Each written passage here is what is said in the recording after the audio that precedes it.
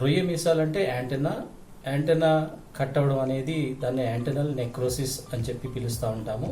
ఈ యాంటెనా అనేవి ఆహారాన్ని గుర్తించడానికి, స్పర్శని గ్రహించడానికి, వాటర్ యొక్క క్వాలిటీని గ్రహించడానికి అవి ఎంతగానో రొయ్యలకి ఉపయోగపడతాయి.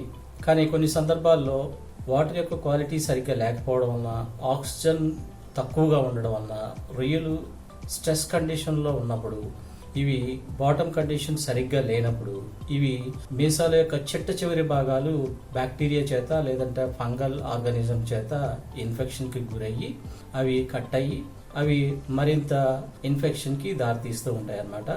దీన్ని ఎలా నివారించుకోవచ్చు అంటే శానిటైజర్స్ ఉంటాయి. బాటమ్ని క్లీన్ చేసే బ్యాక్టీరియాని వీటిని చంపేసేటువంటి కొన్ని శానిటైజర్స్ ఉంటాయి, మార్కెట్లో అందుబాటులో ఉన్నాయి. 2% అని, 5% ఐడిన్ అని ఇలాంటి కెమికల్స్ని మనం ఉపయోగించి ఈ యాంటెనల్ నెక్రోసిస్ని లేదా మీసాలు కట్ అవ్వడం అనేటువంటి సమస్య నుంచి మనం బయటపడవచ్చు. మన రొయ్యరాజు యాప్ని డౌన్లోడ్ చేసుకొని లబ్ధి పొందండి.